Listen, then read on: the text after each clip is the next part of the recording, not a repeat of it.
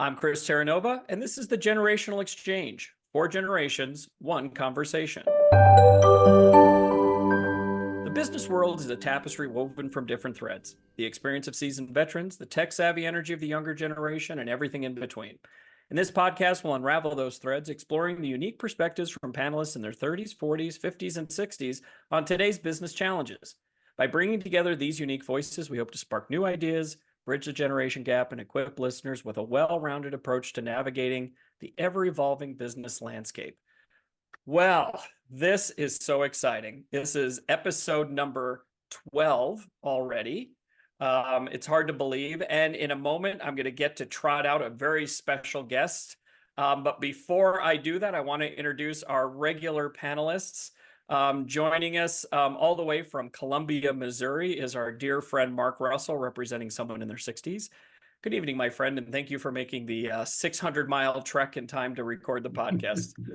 Our pleasure. Glad to be here. It's very exciting. And as always, representing someone in their 30s, and actually officially representing someone in their 30s. We've been kind of sliding him in. He's been in his late 20s for the first few episodes here, but he's actually now officially in his 30s. He looks mature. His mustache is filling out. It's very exciting. The one and only Rhett Suchu. Hi, Rhett. Thank you, sir. Good to officially contribute to the name. So that's right. It's very exciting. We're very excited. Our friend Jeremy Davidson, who represents our folks in the 40s, is probably milking a goat or building a barn or doing something, but he's going to be joining us shortly.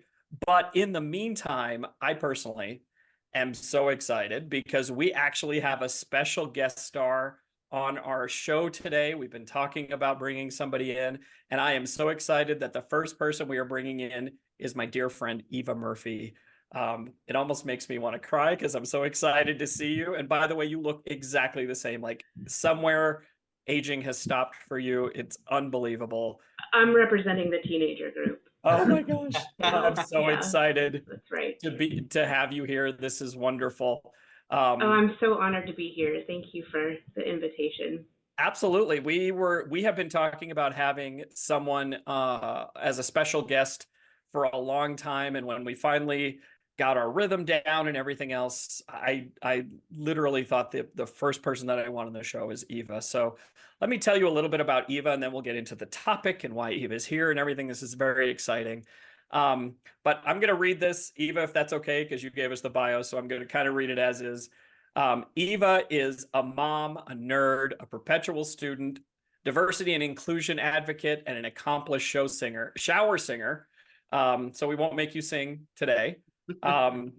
Eva lives outside of Chicago with her son and her husband. She has a dog, 2 cats, and 10 caterpillars. Tell me about the caterpillars. They are going to turn into painted lady butterflies.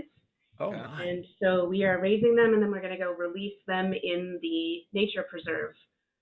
That is so cool. See, I told you, Eva is the coolest person I know. It's a good science experiment. We're keeping a journal. Yes, cooler than you, Mark. Just stop looking indignant. And hold on, my screen just froze here. Eva, what else? My screen's frozen. Whoa. Something happened. Go ahead. I can tell you that I have a bachelor's degree in psychology. I have half of a master's degree in psychology. I have an MBA, and I am a certified project management professional. And I will tell you that professionally, my background is in customer service and operations and project management. And I do have some pronounced expertise in retail horror stories. And that was the genesis of my original customer service experience was in retail, and there's no harder version of customer service than food service or retail. Currently I am serving as an operations director for a large K-12 educational publisher. In terms of generation, I will say that I am firmly in the Gen X camp, really, not faking it. Like I just found out Rhett's been for this entire previous 11 episodes. So you can pry my Doc Martens and my Smiths mixtapes out of my cold dead hands. Oh, I love it. And that's the basics. Yep. That is so exciting. So as you can see, we found literally the coolest person in the world to join. And thank you for helping me get through your background there. I apologize that my screen froze. But one of the reasons that we brought Eva on today is Eva and I were talking about the podcast, and she's an avid listener. And actually, before we get into the topic itself, Eva, do you mind if I kind of put you on the spot and ask what you think of the podcast? Yeah, absolutely. I mean, I'm obviously not going to say anything bad about it with that setup. But no, I will. I will tell you that I have really been for a long time fascinated by the idea of the interplay of all of these multiple generations in the workplace, which is there's more generations in the workplace now than there ever have been. And we've got everybody from, baby boomers and maybe a couple of quote unquote traditionals, which is the generation above baby boomers, all the way down to we've got Gen Z, the leading edge of Gen Z coming into the workplace and Congress even. So your format is really fascinating to me. And of course, I would listen to anything that you're running, Chris. Oh, thank you. All right. So today's topic is using humor in the workplace. We all know that work can be stressful. We all have emails, we have deadlines. The office sometimes can feel like a pressure cooker. But there is a way to diffuse some of that. And the secret weapon can be humor, right? You can actually use humor to boost morale, diffuse tension, and even improve creativity. So on today's episode with our lovely guest, Eva Murphy, we're going to dive into how to use humor. As always, we will give you a list of things to talk about. We've got 5 things to do and 3 things not to do. We're also going to be talking about a book that Eva had read that she mentioned to me, and we're going to talk a little about that. And there's a TED Talk that goes with that. We all took a humor quiz, so we're going to talk about our types of humor. And then we're going to kind of see where it takes us. So with that, and I'm going to have to use a little bit of humor because my computer froze. So we're cobbling together this episode. So if you hear a little scritches and scratches, that's part of the fun of doing it live. But with that, let's start the exchange. All right. We're finally here. We're finally all together. Nobody's frozen on my side. This is very excited. Eva, right. No, Mark. No. When you and I first started talking about this, you brought up a book, and it really intrigued me. And I thought this was a great topic for us to kind of lean into, which is why we asked you to be on the podcast with us.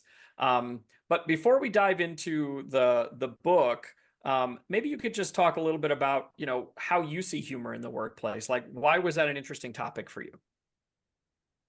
Yeah, sure. So, I mean, I think the reason that I liked the book is also the answer to your question, which is that humor, it was the first time that I'd really heard somebody talk about humor as a soft skill for business success, or as an aspect of business acumen or leadership acumen, in the same way that you would talk about like emotional intelligence or effective written communication as a soft skill.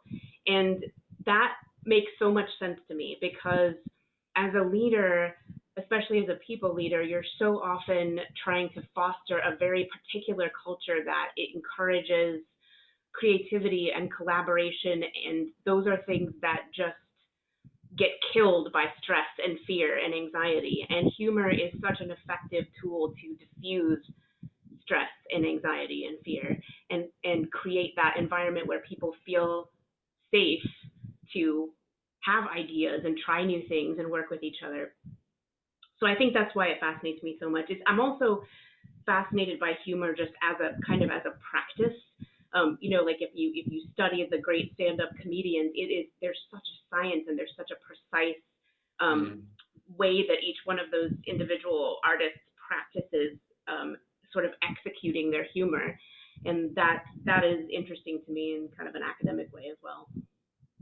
Oh, that's great. And I think you just summed up the whole thing very succinctly, which is, Great, we're it is done. a soft skill. That's great. This is why you're a director in a large corporation, right? Is because you know how to put words together and make them sound much smarter than I would have. But the book we were talking about is Humor Seriously by Jennifer Aker and Naomi Begonis. And if you're watching the video, Eva has a copy up. It's actually a really interesting website. We're not making anything off the book. It's not anything like that, but we thought it was a great touchstone to kind of kick this off and talk about humor in the workplace, because I think, as we think about, even from our generational perspective, humor changes over the years. What's funny, what's topical tends to change, right? But I think the overarching thing is if you use it well and you use it appropriately, it can really make things better in the workplace. Mark, talk a little bit about that from your perspective before we kind of start diving into all of our numbers. Yeah, so I think there's a couple of things. Number one is we all need to have situational awareness. If you're in a very serious situation, obviously humor may not be better interjected. But in a lot of cases, and I tried this with my own team meetings, is I tried to take it from more of the social events that we had, the ease of the conversation, the banter, the fun nature of it, the joking around. Those are things that even in team meetings can be very important, and even in customer meetings. There's, like you said in the beginning, Chris, there's enough stress, going on. People really look for some of those outlets. And a wise man once, in a meeting, in a very tense situation, he kind of used the phrase, "Hey, I don't know why I'm here. I'm just the eye candy." And it just completely broke that tension. And yes, their initials are Chris Terranova. But, nonetheless, I mean, those are the things that really then puts everyone at ease. And I think as you can look at it, but again, it does become situational awareness. It's not always appropriate, but those are the things that I think, really make the job fun because, again, there's enough sleepless nights to go along with any position. Yeah, for sure. Rhett, any thoughts on that? Yeah, I mean, this is a super interesting topic because I think it's interesting to see it from different levels. Eva, I guess I'd like to know from your perspective, do you think humor can be used effectively from the top of the leadership chain all the way down to kind of the individual manager, or does it change much between parties? What do you think? Yeah, that's a great question. I mean, I think maybe the way that a person would employ humor might be different depending on your role in the organization.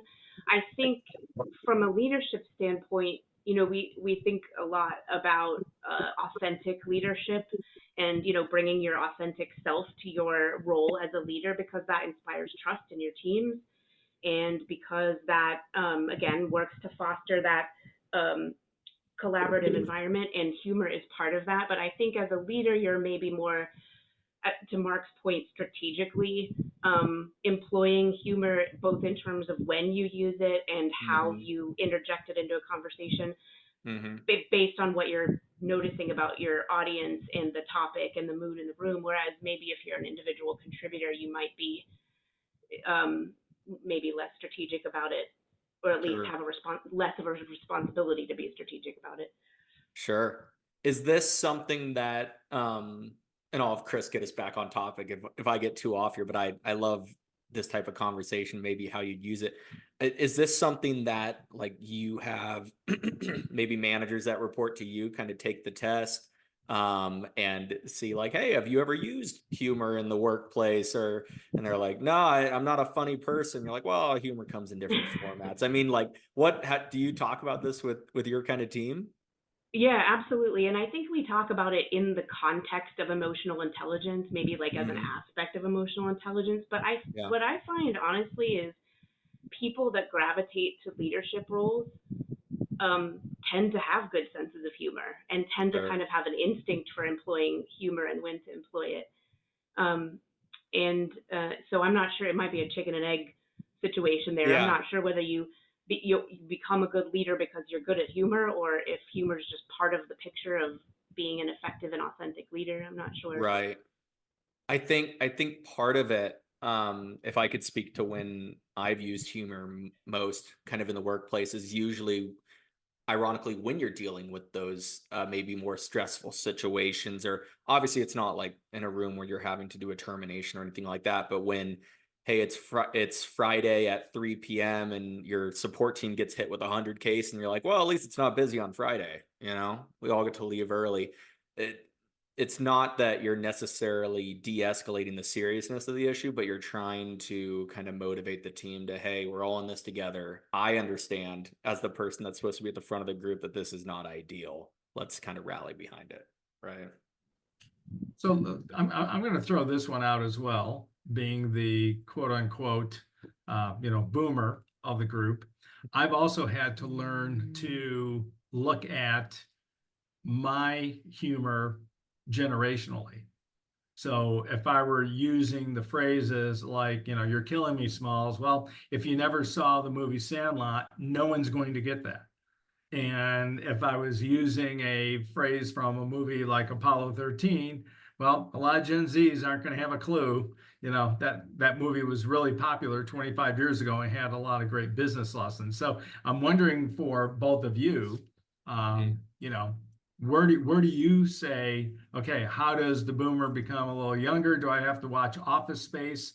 Because that's what my quote millennials on my team were telling me, 10 years ago. So I think that's the other element to it as well. Yeah, I could not agree more. I can't tell you how discouraging it is as a Gen Xer to find that people don't get Seinfeld references anymore. To me that seems like it was, a couple of years ago, but it wasn't. And I also, another example is, zeitgeist change and culture changes, and I have this like little piece of shtick that I use a lot when I'm talking about affinity bias in hiring. And I always would say, well, I tend to hire Ravenclaws. And so I'm trying to, I have to really watch my affinity bias. I have to make sure that I hire, represent all the houses of Hogwarts.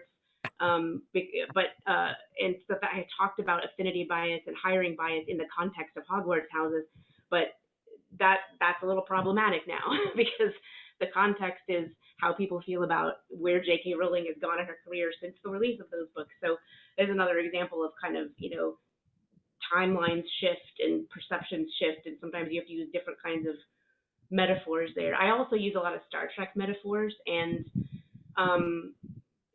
that's another place where mine tend to be related to the original Star Trek series, which no one has seen because everybody's watching whatever the animated, one is that's out now. So, yeah, totally couldn't agree more. Well, and then, talking earlier as we did, having a Gen Alpha grandson and you have a Gen Alpha son, they couldn't believe that.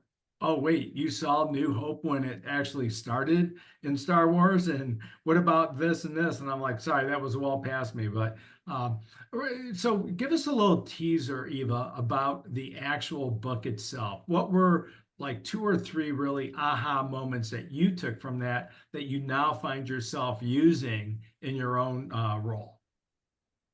Yeah, great question. I will never ask a bad question, by the way. Okay, that's my standard. I should just stop assessing the goodness of the questions because I think we can stipulate they'll all be good.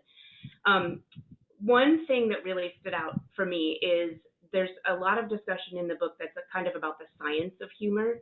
And so if you start from this statistic that they provide, which is that the average 4-year-old laughs 300 times a day, the average 40-year-old laughs 300 times every 2.5 months. And so, so we're establishing the fact that adults are not as good at laughing at things, as finding things humorous as children are. Yeah. But then we go on to learn about how laughing reduces cortisol, which is the stress hormone. So to your point, Chris, about stressful work environments, and you literally are reducing your autonomic nervous system's inflammation response to stress when you laugh genuinely. And there's some more studies that are referenced where we learn about how when information is presented in a humorous way, people remember it longer. And so, that's why politicians have comedy speechwriters on their teams, for example, because when something makes you laugh, you remember it. And so there's all kinds of things like that were really kind of eye-opening for me that had to do with the kind of how humor impacts your physiology, your brain chemistry and your body chemistry. So, and then what that means in terms of how you're absorbing whatever's happening around you. The other thing is the the idea of creating that psychological safety sense, that space that is safe for people to have ideas and speak their opinions and so forth. And there's this great quote in the book from the Dalai Lama who says, laughter is good for thinking because when people laugh, it's easier for them to admit new ideas to their minds. And it's true. So, and the thing that really, I told Chris about this when I was telling him about this book, is I have a colleague now who's in a senior leadership role. And at the time that he took on that role, a lot of the meetings he was in were full of people who had all their defenses up for various reasons. And when you inject humor into that conversation, particularly that self-deprecating humor, people's walls start to come down, and then they can hear what you're saying to them. And I was watching him really strategically employing humor in order to get people to put their walls down so that they could hear him. And it was so dramatic and so impressive. And I remember having a conversation with him and complimenting him on that skill. And that was really the first time that I started thinking about it as a strategic skill. But I would say those are kind of, there's a lot in the book that's fascinating, but those are maybe my top two things. So share one more thing, and then I'll turn it over to the real moderator here. But share one thing, Eva, that, let's say I'm not naturally humorous. What are a couple things I might want to think of to maybe, just kind of join in and, again, create that psychological safety net? I was going to say that's a great question, but we know that already. Yeah, there's a whole section in the book that is about kind of the practice of humor, and it does go into some details like the rule of three, for example. So and then there's also this concept called the ham sandwich, which is like a thing coming out of left field. So if I was gonna, be writing a recommendation letter for Chris, I might say, I might put three things in there, and the third one's gonna come out of left field. Like, he's a super strong project manager, he's an incredibly strong team leader, and but he's really needs some work on his pancake flipping skills or something like that. Just something that's totally out of left field, and because of, by virtue of it being totally unexpected, that's where the humor comes from, that it's like, it catches people off guard. And then there's some advice about using, the root of humor is truth. There has to be something true about it. Like back to the Seinfeld reference, like the pretzels are making me thirsty line. That wouldn't have worked if pretzels didn't make people thirsty. And so there's some advice like that too. But I guess the point that the book is making that I would make is that nobody needs you to be, Jerry Seinfeld and be a professional comedian in order to say something that is gonna make people laugh or smile and have the effect that we're talking about here in a business context. And anybody can learn how to do some of these things and bring their own personality to those moments. Right. Chris, would you like to jump in now, or? Yes, thank you. I think apologies to all. We've had a little technical difficulties, but I think we're back. And while I was away, Jeremy Davidson joined us. This is wonderful. So we've got the whole panel and Eva. So we've got the whole gang before we really dive in. Jeremy, great to see you, my friend. Oh my goodness, are you kidding? I was so sad to be running late on the day when we've got Eva here. This is just wonderful. I said you were probably, either birthing a goat or building a house or something was happening. So we covered for you. So it's perfectly fine. But back to Eva, to what you were saying, one of the anecdotes that I got out of watching the TED Talk video that the authors also do were two things. One, they say that if you're a salesperson and you add humor to a sales pitch, your chances, I think your value goes up 20%. Right? Just by saying, hey, if you buy today, I'll give you my pet frog. And that's the example they use in the video. And it's a terrible joke, but they said it actually works. You don't, like, to your point, you don't have to be Seinfeld. You just have to have a little levity. And I think the other thing that really struck me, and you mentioned this earlier before I left the show for a few minutes, was about the amount that we laugh, right? And they talk about a humor cliff, where it shows that it's like a reverse hockey stick. It starts really high when you're young, and then it just falls off as you enter the workplace. And then they said when you turn 80, it goes back up again. And unfortunately for all of us, the average age is 78, right? Mark, it's right around the corner. You can see it. But I think that's the thing, that adding that humor, we spend so much time at work, having a few laughs in the workplace will help, kind of reverse that cliff a little bit and lift it up. Right. So I think those are all really good points. Why don't we talk a little bit, maybe we can talk a little bit about our humor, our types of humor, right? And then we'll kind of go into the 5 things that we can do to inject your humor into the workplace. But on the Humor Seriously website, and again, we're not getting paid for it. I wish we were, maybe at some point, but they have a really cool, what they call a humor typology quiz. And it puts your humor into 4 categories. And they're being a magnet, right? A magnet keeps things positive, warm, and uplifting, avoiding controversial or upsetting humor while radiating charisma. Guilty. Stand up are natural entertainers who aren't afraid to ruffle a few feathers. Sweethearts are earnest and honest, and the humor often flies under the radar. And then there's snipers, which are edgy, sarcastic, nuanced, and unafraid to cross lines in pursuit of a laugh, right? So we all took the quiz. Jeremy, I don't know if you had time to take the quiz. We were talking about the quiz, but Mark, I would love to start with you and see how you ended up on the humor typology spectrum. So I was 46% magnet, 28% sweetheart, 22% stand up, and only 4% sniper. Now, maybe the sniper is a little bit higher with my closest friends, in a non-work environment. But Right. I think, as I mentioned earlier, the situational awareness.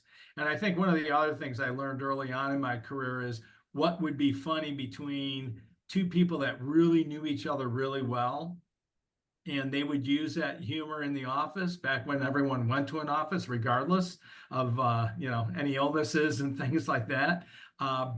That was one of the fine lines that sometimes I even had to coach someone on, saying, you know what, you and so you're like, brother and sister. However, when person C is trying to join the group and they may use something and it have now offended you, you've got to look at your own situation. You've got to say, did I open up the door for that type of comment to come in, or that type of humor? So again, it just comes down to that situational awareness. But again, especially when you're leading a team, especially in the early years, you've got to be very cautious, in some cases, not to cross the line. That's right. And I think you being well-rounded like that kind of speaks to your personality. That's exactly kind of how I would see it distributed, very little sniper, very warm. I think that it's pretty accurate. So while Chris is trying to figure out some other details, Eva, how did the assessment kind of fall into your numbers, and what did it show, and were there any surprises for you? Almost identical to yours, except my stand up and sweetheart are switched. So I've got 39% magnet, 28% stand up, 23% sweetheart. I am a little more snipery than you at 11%. But I have a little theory in my head that I'm wondering if it's going to prove out, kind of like we were talking about before, about how people that gravitate into leadership roles tend to have good senses of humor. I'm wondering if people who are in leadership roles also tend to fall into that magnet type of humor. Because I think if you were 85% sniper, you might not be that successful as a team leader. That's my suspicion. But again, I don't know whether that's a chicken or an egg. Yeah. I'm curious to see how Rhett and Jeremy came out. Yeah, I came out, so I was decently close to Mark. So I was 41% magnet, 32% stand up, 18% sweetheart, and then 10% sniper. I'm surprised I was higher on sniper than Mark, but I think I'm gonna blame Chris on that one, because we tend to get pretty snippy. But I mean, generally, I found that this matched at least what I thought, and I didn't look at the categories or anything before, but when I read it, I said, yeah, that kind of makes sense. A lot of my humor, ironically, especially early on in my career, I got from Jeremy. who I'll be interested to see how you turn out. But Jeremy is like the most warm-hearted, loving guy, comes into a conversation laughing type of thing, right? And that's where I saw him using that leadership style and that kind of comedy and saw it work effectively. That to a degree, I'm sure I've emulated that as I've continued to go into different roles and seen it work effectively. So yeah, I think mine worked out pretty well in that I tend to use my comedy to try and not put myself on a pedestal at all and try to raise up others and give them confidence to help out the team. So I really liked it though. It was cool. It's really the superpower for Jeremy was his humor is the icebreaker. His humor is the one that will put everyone at ease and be able to allow everyone. And as you had mentioned, Eva, a couple times, loving the phrase, authentic self. Those are the elements that tie in. So, Jeremy, I know you're coming in a little bit in the middle, but talk a little bit about how you've interjected humor in all your different roles, especially now that you're, back in another senior role and meeting people for the first time. The oh well, first I'm all choked up by what by what Rhett said. Needed that today, man. I appreciate it. Hey, I got you, buddy. It. It's all truth. All truth. The I'm going to be really curious to take it. I ended up having quite a day today, but the I I'd be willing to bet I probably end up somewhere around 98% sweetheart. I tend to be really cognizant about not offending folks. I like self-deprecating humor. I think it's great. Where I struggle a little bit is will be transparent since I'm having a day today. Is to find that line and that balance as you move up, manager, director, VP, or head of. Be really curious to hear from Chris on the C-suite level of how you find that balance of humor, but not being a goofball, right? Because I tend to in my own interactions, even at the level I'm at, I tend to use humor to de-escalate situations, to connect with people, being very sensitive not to offend them, but interweaving that into your stories, right? So people kind of let their guard down. I even enjoy doing it during interviews because it doesn't do me any good to interview somebody that's nervous, right? I want them to put their guard down and show me who they are. But yeah, I'll return back to my concern, right? Is how do you balance that as you move up through the ranks? I think humor allows you to be that approachable leader. And I tell Chris all the time, one of my favorite shows was Suits. And Sure.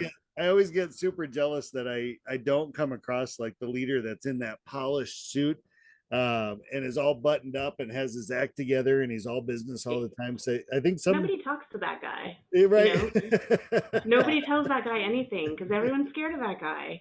But is that I bet people tell you things all the time, Jeremy, and that are in confidence or that because they trust you, that no one's going to tell the guy in this button-down suit with the three-piece vest or whatever. I don't know how when you go back, when you talk about psychological safety at work, Jeremy is the epitome of that, right? Because he is warm and kind, and he is funny, and he is self-deprecating. And as we go through the 5 things, Jeremy, I think you're going to see a lot of the do's in how you behave, right? So I think I don't think any of us want to be that uptight business guy, other than he's got great suits, right? He looks fantastic in a suit, but I think we all want to be more open. And you were asking about how I do it in the C-suite. I took the test, right? And I was a little more well-rounded than you guys might think, right? So I was 31% magnet, 45% stand-up, which I'm not surprised at. I was only 6% sweetheart because I'm not a warm and cuddly kind of comedian, and 19% sniper. But again, I think that is more targeted at the people, one, that I know can take it, and two, it's almost like a sign of affection for me. But I think one of the things that even in my new role, right, I immediately used humor to start breaking down walls. Like one of the things I did with my first team meeting was we did 2 truths and a fib, and I got mine completely backwards. Like one of my truths is one of my fibs is I don't have tattoos, and I do. I have 2, right? Nobody thinks I have them, so I always trip somebody up. But I couldn't quite get it right. And I kept saying I didn't have tattoos. And about a third of the way through, I realized I did. So I just, in the middle of the meeting, I just rolled my sleeves up and said, I'm just a complete liar. I have tattoos. And it kind of made everybody laugh. And this was like my third day, right? So being able to be a bit self-deprecating to show that regardless of your title, you're still a person, right? I'm still a person. And as we go through these, Rhett, you and I have talked about this and we've talked about this in other episodes about how you originally felt me to be very intimidating simply because of my title and my status. But once we got to know each other and, maybe after a few cocktails and some shuffleboard where you cheated, you got to realize that I was a very nice person. And, I always say I'm a pussycat, right? Yeah, like a mountain lion. That's what I always say. Yeah, by the way, Eva, I got fired 3 times on the first night I met Chris because I want to let him win in shuffleboard. He'll tell you differently. Yeah, I'm not surprised to hear that. Yeah. All right, so go ahead, Eva. I'm sorry. Oh, Chris, can I say something really quickly about the self-deprecating thing? Because we've talked about that a couple of times here about that, and I think we'll talk about it again here in a second, kind of the power of, as a leader, of using self-deprecating comments. I think it's important to make the point, and point is in the book as well, that if you're picking something to be self-deprecating about, it helps for it to be something that's not related to your job. Sure. Like, I don't think you'd want to make a joke as a project manager about how terrible you are at time management, or how you don't understand how computers work, or gosh, I really suck at, Gantt charts or whatever. I don't think but I think there's something to be said for being mindful about the aspect of yourself that you are deprecating. And I think you're like not being able to keep straight who you've lied to about your tattoos is a perfect example of that. Cause like, it's, you're owning the fact that you kind of screwed it up and now you're making it into a funny thing, but you're not, that in no way is undermining anybody's perception of how well you're going to lead the team or do your job or give judgments on, business challenges or anything. I just wanted to throw that point out there because I think that's an important one to make. No, it's a fair point, I think, because one of the folks that I was working with, she said, when you first came in, my assumption was you were going to come at me with bullhorns, is the way she described it, right? And you are not that person. But again, it was the perception of, I'm the chief services officer. It's this big role. I must have been like a real hard ass to get here. And the thing with being a leader in any situation at any level is it takes a certain amount of strength. And I used to always say, don't confuse affability with weakness, right? But that doesn't mean that, like, to your point, Jeremy, I don't want to be the suits guy where I'm just buttoned up. The reason we're all on this podcast and we're talking, and Eva, you and I've known you for over a decade, Mark, gosh, 100 years, right? All of you guys, we've all worked together and for each other over different parts, but we got to know each other as people. And the big reason I think we got to know each other as people is we had a sense of humor, and we used humor to get to know each other, right? So with that, I'd like to kind of, maybe we've already touched on some of these, but I think kind of putting them into kind of our order, I think will help. And we've got our 5 to-dos to interject humor into your workplace. And the first one is embracing self-deprecation, right? And I think we've talked about that, but including that in different ways. Like I'll give a quick example. I'm actually having my leadership team watch the TED Talk tomorrow about humor in the workplace. And I said, I have a task for you, and I put in parentheses, it's super easy. And then at the bottom, I said, see how easy that was? It's a 9-minute video. You've got this, right?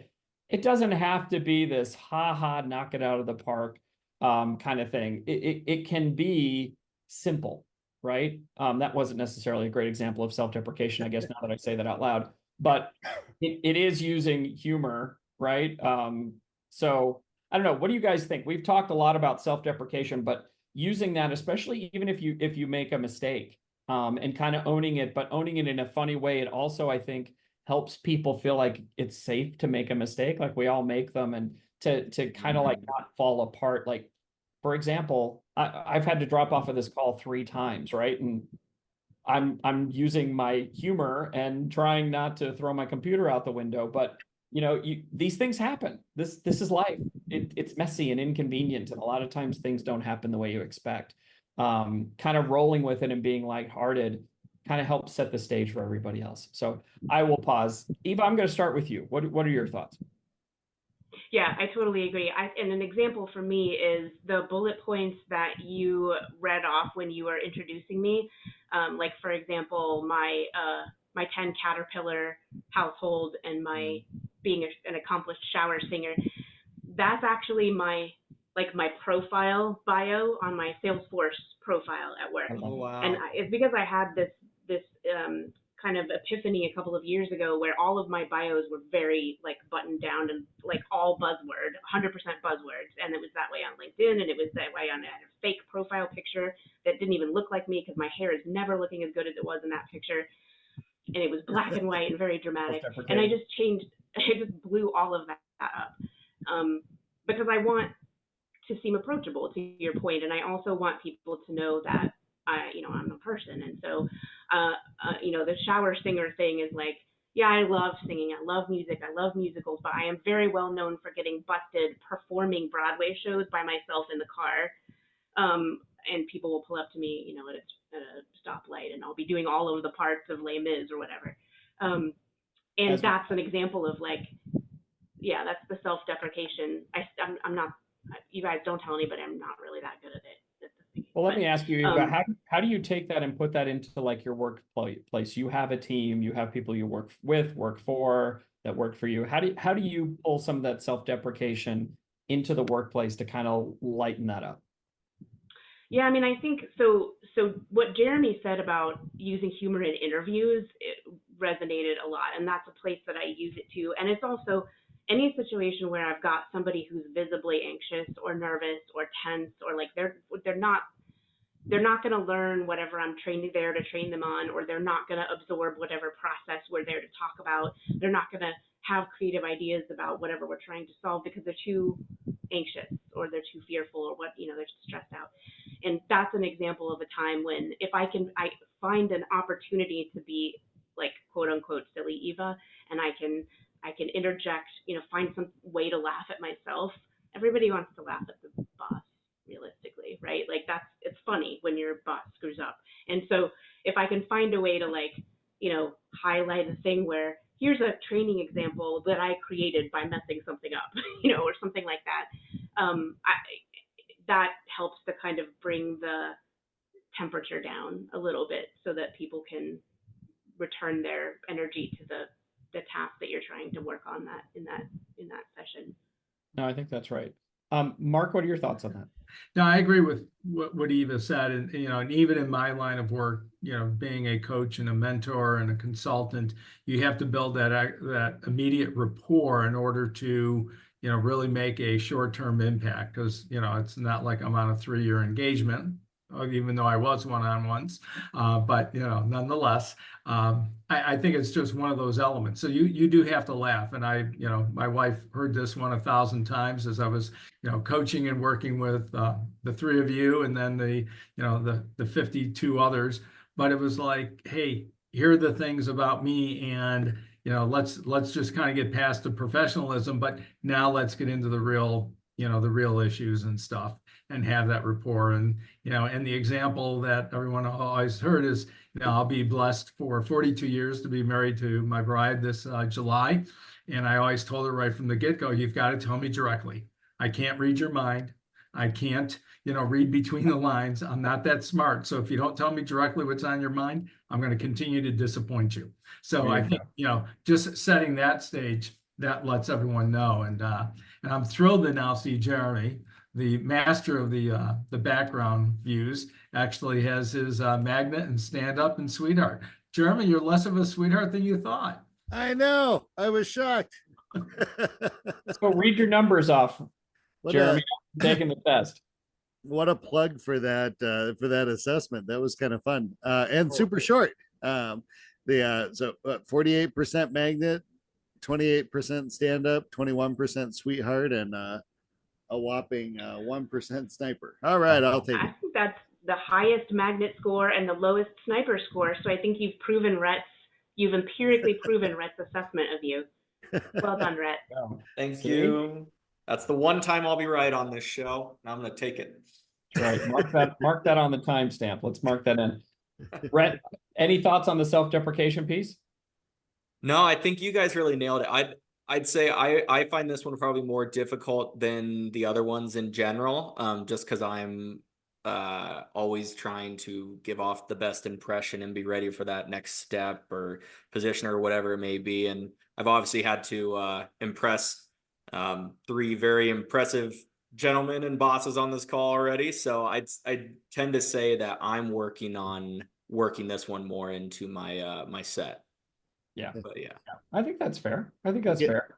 I think it helps with that approachability, right? And maybe it doesn't have to be a joke. Maybe there's a tie in there back to back to storytelling, right? Mhm. Where it could be a story of maybe one time it didn't turn out so well, right? Right. You guys have all heard my stories of building the house and the ranch out here. And generally the nut and bolt of the story is screwed up way more times than I celebrated, but every one of them was a learning experience, right? Right.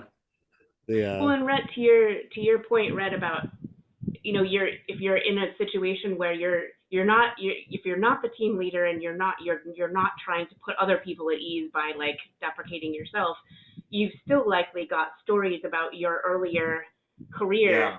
as something that you learned, and that's another genre of this self-deprecation. Let me tell you what I was like when I was 20 and I was in my first leadership role, and listen to what I did, and that's Yeah. how I learned to do it differently this way. Yeah. I think you hit the nail on the head there. That's exactly where I use it the most, is when I'm talking to someone like that. And usually it's like, hey, we've had a screw up or something. I'm like, you are not in this boat alone. Like, let me tell you, it's been way worse before. You at least had a paddle. I was out there just paddling with my hands. So you're good. All right. Let's clean this up. In my day. In my Yeah. day.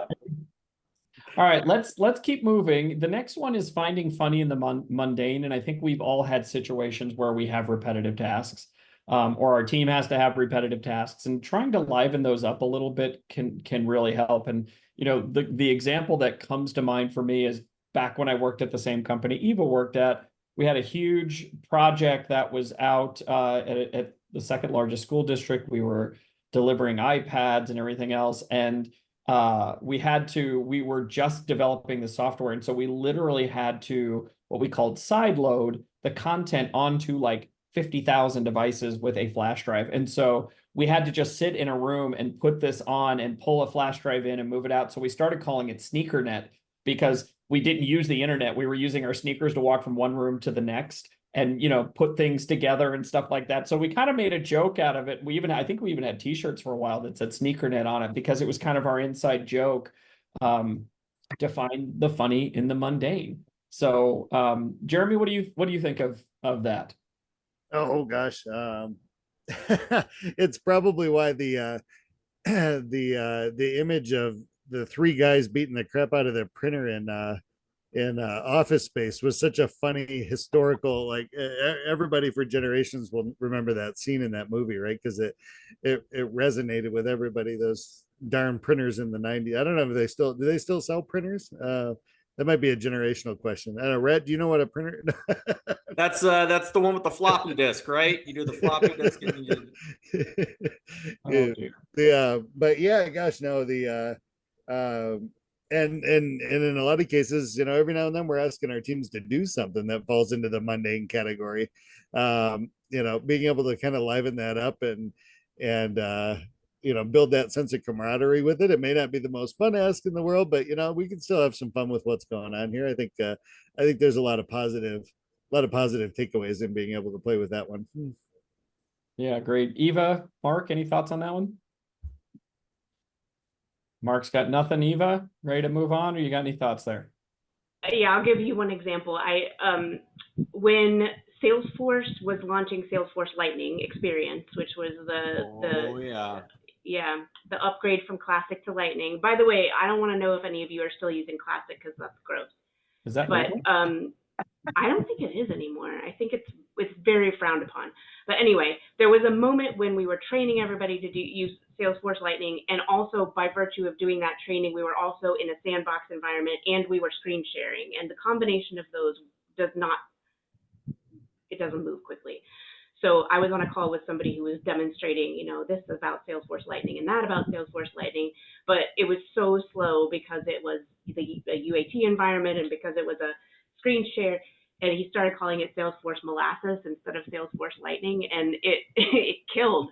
That was like 5 years ago, and people are still using that term every once in a while when you screen share and your thing slows down. So yeah, it's a good example That's of fantastic. finding the funny in the mundane. Oh gosh, Salesforce Lightning. Jeremy, you remember how hard it was to move our team over to that? Oh man. And we had to drag you with like there were nail marks in the floor when you guys were moving. I don't get it, man. It's so much better. It Oh, I it- could not wait to get yeah. to Salesforce Lightning. We had to start kicking people off it. We had to start blocking them out from Classic, and they were like, "I'm only going to get to 50% of my work today." Like, well, get to 150% tomorrow. You'll be good. You know what it was? Everybody got so excited about finally having dashboards. You come Yeah. in the morning and you can see your view of what to focus on for the day, Yep. and everybody learned how to build those and modify them and play with them. And then it was like, oh, hey, time to start over. It's like, Yep. Surprise. All All right, so we're not going to make this a Salesforce. All episode. right. We'll save that for another episode. Unless they want to sponsor an episode. That's right. Well, I can. In which case, I really hope you invite me back because I I can know, nerd right? out over some Give you a Salesforce. cut. That's right. Yeah. All right. The third thing is make sure you're sharing laughs, but not at others' expenses. Keep your humor inclusive and positive. If you're doing memes, make sure they're funny and lighthearted. Mhm. Keep the observations light. Where you can, try to avoid sarcasm and inside jokes, especially if you're in a larger group. Now, again, you can hear us all poking fun at each other, but we have known each other a really long time. Right after I started, it was someone's birthday. And so I sent them a dancing chihuahua birthday meme, and said, happy birthday, and sent it to the whole group so everybody could see it was their birthday. And it, again, to me, it kind of, one, he was surprised I remembered his birthday. He was very excited. But two, it kind of just brought a little bit of funny with the dancing chihuahua, right? So, Jeremy, what's your thoughts on that one, sharing the laughs? I was so offended by the dancing chihuahua. I don't even know what to tell you. Yeah. I agree. Especially you just never know how somebody's going to react to it, especially in a public setting, right? It might be perfectly appropriate to kind of rib somebody. Frankly, our after show wrap up 15 or 20 minutes is usually a lot more jam-packed full of laughs, but they may not all be appropriate for during the episode sharing, right? And I don't know, you just never really know how folks respond to that kind of thing. So I would tend to agree. Self-deprecating, you pointed out yourself. I guess if Right. you're offended, you're choosing that, but I don't know, I generally won't aim it at somebody else, but Yeah, for sure. Eva, what are your thoughts? So I want to credit my friend and mentor Kendra Thomas for what I'm about to say. She is do you remember Kendra? I don't know if you, Jeremy and Chris, were I you don't guys know. The around? name rings. There's so many names that ring a bell. I feel terrible. I don't remember everything, but I am old. I don't know if you overlapped with her. She was at Pearson. She was in a VP role for diversity and inclusion. Okay. And so she used to do a lot of the manager training on for being inclusive in various different scenarios. And here's what she would say, because people would say to her, like, I don't know what's going to offend people. I have no way of knowing. It's too complicated to try to figure out what's going to offend somebody and what's not. And what she would say is, you don't have to worry about what's going to offend people because you can't control that. It's unpredictable. All you can control is your own behavior and your own conduct and your own communication. So if you're trying to figure out whether something is appropriate to say at work, and this goes for humorous comments too, you just have to answer two questions. Number one is it sexual in nature? Number two, is it demeaning or degrading to another person or group? And if the answer to either one of those things is yes, that's a red light. Don't say it at work. If the answer to both of those is no, you're probably in a green light situation. The tricky thing is the yellow in between there, where you're like, to Jeremy's point, like maybe it's a little bit demeaning to Chris Terranova what I'm about to say, but kind of intentionally, and I know he can take it. That's when you're in that like yellow light area.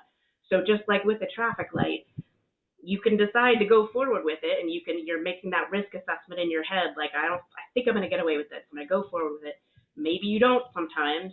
So but it's the traffic light is a good analogy because if it's green, go ahead. If it's red, stop talking about it. And if it's yellow, think about your audience, think about your situation, think about who's going to hear you and who's going to overhear you talking to your colleague that way, and make your risk assessment and make your decision about whether to go forward.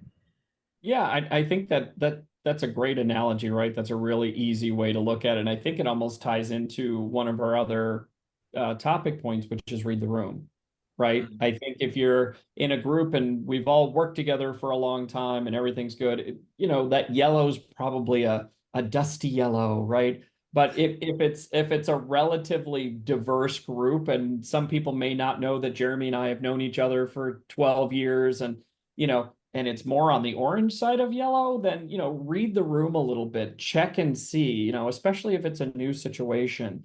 Mhm. I'm going to kind of just run into that one since I already brought it up. Reading the room is going to be really important with all of these. You can tell right away. I was on a meeting today and everybody was meeting each other for the first time, and it was a customer and us, and there were people from my company that didn't know each other. This was not a place to start having jokes, right? I mean, you could just tell everybody was very serious and only answering the questions. That's not a place to do that. So make sure you're paying attention, look for body language, kind of adjust your delivery, adjust your comedy appropriately based on the room. Jeremy, what are your thoughts on that one? Oh, I was just so that rules out National Lampoon. So I guess we could just. Yes. Probably not the best place to start. Yeah. Brett, that was a magazine back in our day that What's a magazine? Oh, no.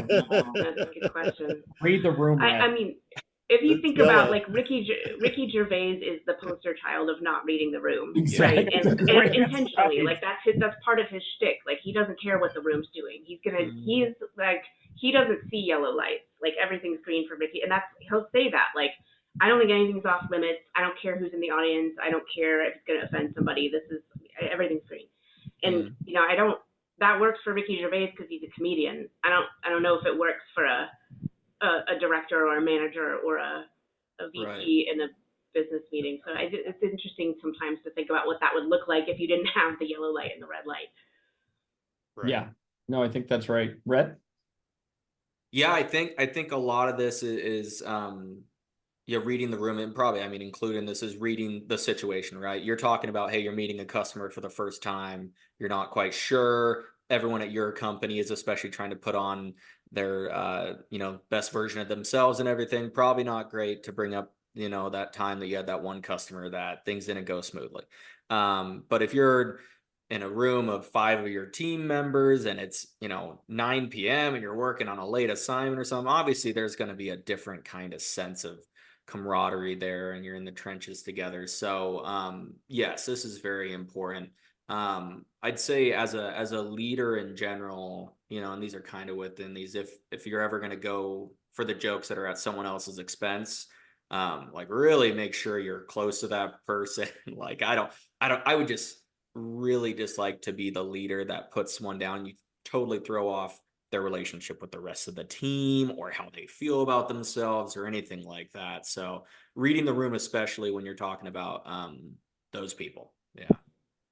Oh, and especially when we're virtual, right? I mean, it's hard sometimes to read body language when you're only seeing this, or you can't see them at all and there's just a symbol, right? So you really do have to proceed with caution.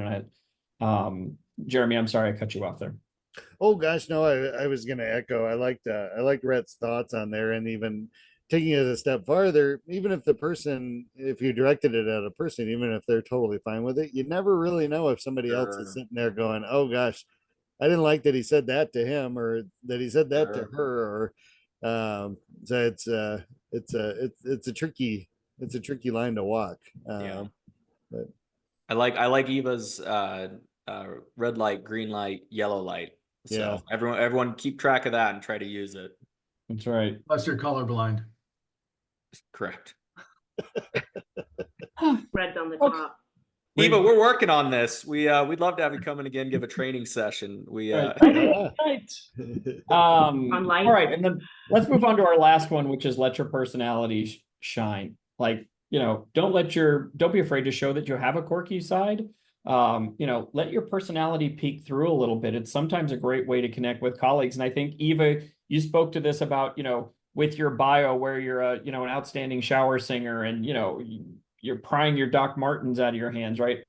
You're letting everybody know that it's not even necessarily to me like it's quirky, that you have a personality. Like you are somebody besides this, 4 by 6 inch square face on a TV screen 10 hours a day. You have a family and a life and hobbies.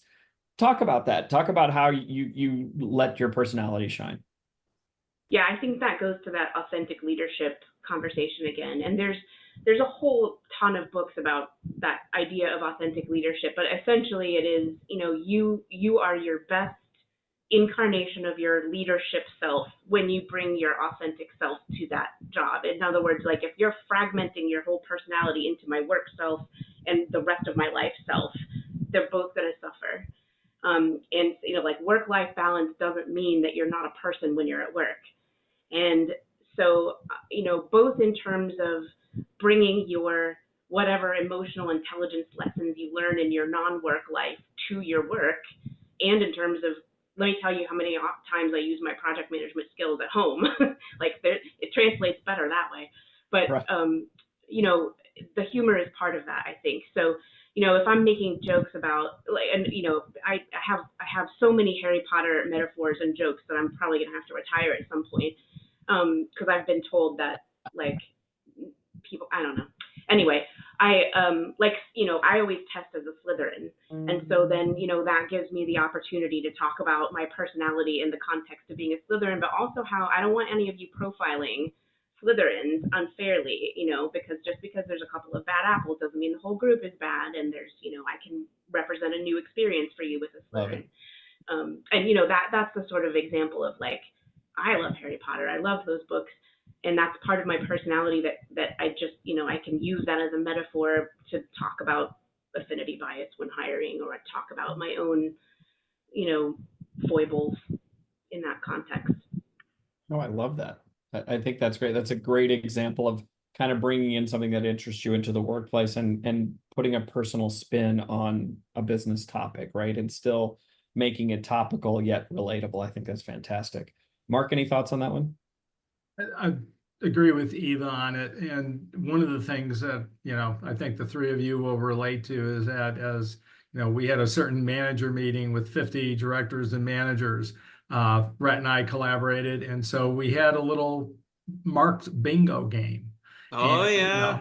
because Mark was known to use a metaphor or a quote here and there. And What? so, we gave away gift cards for those that filled out their bingo card appropriately, from that perspective. And I think, again, that just brings a lot of fun into, the seriousness of the meetings that we were having. But yet at the same time, luckily, we're not doing brain surgery.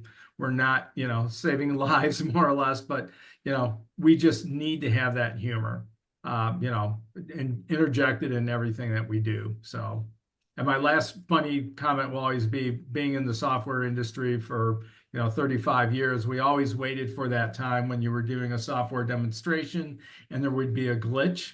And all of a sudden the computer froze and we'd say, let's tell you how you reach out to our support desk. And so that again just kind of brought a little bit of ease to the customers in the audience, as well as ourselves, as we were paddling like hell underneath the water to try and get everything restarted. I could have used that about 30 minutes ago, but Yes. well, Jeremy, you and Rhett will probably remember all the Chrisisms, right? I mean, I think that's probably the easiest example for me, as I used to, kind of tackle a problem and say, I don't know if we're trying to put a 1,000-piece puzzle together and we don't have the lid. So are we trying to build a kitten on a mountain or a mountain of kittens? I don't know what we're looking at here right now. And I just had all of those type of things, or, opening the kimono, even just that visual would sometimes be funny. And it was relaxing for me. It kind of took the pressure off of me, right? Like it calmed me down. I know when I was doing presentations, and Eva, you may have even seen some of these back in the day. A long time ago, there was a show on called Terra Nova. And so for a couple of years, the opening of my presentations, and I would get put in front of hundreds of people to present. And I would have the picture was in the show Terra Nova, this family got transported back in time to the age of the dinosaurs, and there were 4 people in the family, and I had 4 people in my family. So I put my wife, my kids, and my head on each of these people. And I said, you know, by way of introduction, I'm the star of the new show Terra Nova. And it got the audience to laugh, and it made me relax too. So I kind of let my personality shine that way. Guys, do you have any anecdotes or anything you want to share there? Jeremy, I I'll would let like you to see go that first. slide, Chris. I was afraid the screen froze again. What's that? I would like to see that slide where you're I will find it somewhere. I have it somewhere. I was lamenting the fact that I hadn't seen that. That was before Stanley Tucci. That was Oh, before there you Stanley go. Tucci. Yeah, that was, I think his name was Jason Mara, I think was his name. I'll find it. It was pretty funny. But again, it kind of broke the tension. And then while you guys are kind of marinating in that, I was also doing a presentation, and one time I'm talking and I have a microphone pack on my belt. And as it was me and Jacob, Eva, and we're walking back and forth as we're talking, and my belt literally went like that and exploded, and the microphone pack, everything fell to the ground. And my immediate reaction was, well, that's the last time I hit the buffet before I come on stage. And again, got a laugh, got myself put back together again, right? Just kind of just ran with it, and, you know, kind of took because the whole audience gasped. It wasn't funny. It was like, oh my gosh, what just happened? And I laughed, and then they laughed, right? So it kind of goes back to reading the room and all of that stuff, kind of keeping that going. You know, it can help break those things down when things don't go perfectly, like Mark said, when you're duck paddling underneath the water.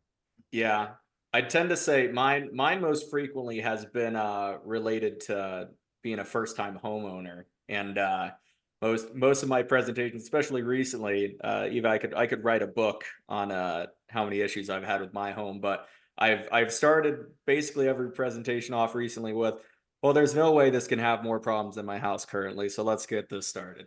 You know, and then that leads into, oh, what's wrong with your house? Well, the well and the refrigerator and the water heater and What's not wrong with my house? It's when he sent a exactly. link to his Kickstarter that they had a Money problem. pit. Yes. His GoFundMe page. Yes. All right. Anybody have anything else about the things to do before we move on to the things to avoid?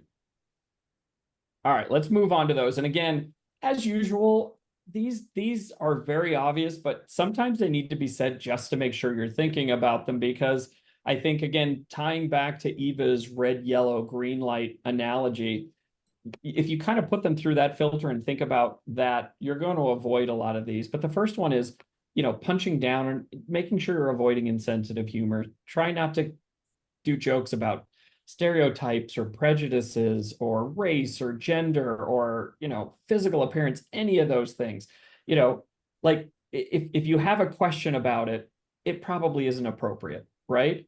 And that's that red, yellow, green light. That's a really easy way to see that. But guys, any thoughts on that one? And ladies, sorry, guys is inclusive. Yeah, there's a girl in the clubhouse today. Thank you. I'm so sorry. Team. That's all right. Panel. Y'all, I would just again, like, and things that are demeaning and degrading toward another group or of people or person are not, well, I'm not going to say they're not funny to anybody, but they wouldn't be funny in a work setting. And I would add to, like, things like pregnancy status or military status, or, you know, like there's like being having ADHD, or, you know, like anything that is, you know, makes somebody different than somebody else would be not a good kernel of truth to base a joke on. Right.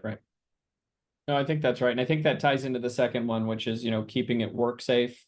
Don't go into TMI territory, right? Mm-hmm. Your workplace is not a comedy club. As much as we say you don't have to be Seinfeld, don't be Seinfeld, right? Not at work.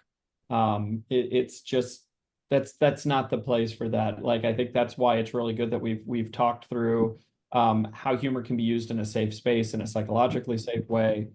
kind of breaking down barriers, but you can also go the opposite direction and really make people uncomfortable. So you have to just think about that. And again, going back to the thing, if you're not sure it's appropriate, it's not appropriate. Guys, jump in. I was just looking at the three of these. They're all kind of in line with the stand-up. Who had the highest stand-up ranking? Probably me. I think I had 45% on the stand-up. Yeah, don't be that. I mean, don't be Ricky Gervais, basically. Jerry Seinfeld actually doesn't use profanity, and he doesn't really do the vulgar content. He doesn't work blue, as they say. Right. But Ricky does. So like that's the example of and I love Ricky Gervais too, but like I don't think he's the CEO. Right. Whereas, and I think maybe that's the model to avoid. I like the I liked your call out there on really in keeping with any kind of HR, a reasonable set of HR guidelines. Anything with protected class stuff. I mean, just it was solid red light there. You're going to get pulled over. I think that's we're moving into police metaphors. Keep going. Right. Don't run the red light. You're gonna be pulled over. That's right. All right. And then the last one, which kind of ties into what we're talking about the whole stand-up thing, which I'm going to, put a little plug in for the stand-up on the typography, because it does say they're just natural entertainers, right? So to be fair, but the joke that keeps going and going, like there can be a fine line between being funny and annoying. Like don't keep pushing. Like if you throw something out there and it falls flat on its face, don't keep trying to poke the bear. Move on and recognize that this is not the right place for the right time for that. Kind of goes into, this is not a comedy club. As much as we can be funny, it's not always appropriate. So know when to say when, right? Right. I think again that a large part of this whole conversation is using humor to be able to improve the situation and maybe break down some walls and such. And anything in these three categories just ruins that. It totally backtracks what you're trying to do. You'd be better off not telling any joke than doing this type of thing. As much as we're pushing use humor, but read the book and use it responsibly, right? So that's what I'd say with kind of these in general, how I'm reading them. That's such a good point, Rhett. And I think, now that you're 30, I bet you're going to be making a lot of these excellent points. But I think that, Chris, I think you said this earlier, that humor can be a superpower. And so, with great power comes great responsibility. You want to use it to be a force for good. Right. No, that's right. You got to know when to throw your cape on, right? In any situation. Mark, did you have anything you wanted to tie us up with there? Mark's tired. He drove like 5,000 miles today, so he's being a trooper. Kind enough to join us. So real quick, to tie it up, our 5 things that you can do to inject humor into the workplace is embrace the self-deprecating wink, find the funny in the mundane, share the laughs but not at others' expenses, let your personality shine appropriately, of course, and then make sure you're reading the room whether you're in person or virtual. And the 3 things not to do are punching down and using insensitive humor, making sure you're staying clear of TMI territory, and using jokes that just keep going and going or fall flat and you keep trying to push them through. I want to thank our special guest, Eva Murphy, for both being an amazing guest, a wonderful friend. You kicked off our we're going to call it guest episode season with grace and fidelity, and it was wonderful to have you on the show. Any final thoughts from your experience? I know we had some technical glitches and you were all wonderful as I was floundering about. So thank you, Mark, for keeping things going, and Eva for kind of rolling with it. It's the first time I think we've ever had that happen when we have you on, but I'm just so delighted to see you and get a chance to talk to you again. Oh, I'm so honored to have had the opportunity to be here. Thank you again for having me. Absolutely. All right, with that, as always, thanks for joining us on this episode of the Generational Exchange. We hope this conversation between the generations and our special guest sparked some new ideas and helped you see the business world from fresh perspectives.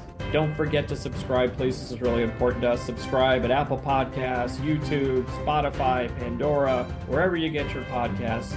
for more insightful discussions across the generations. And if you have a burning business question you'd like us to tackle or a topic you want us to bring up, please email us at cmsrconsulting@gmail.com. And until next time, from all of us here at the Generational Exchange and for our guest, Eva Murphy, thanks for listening and happy learning.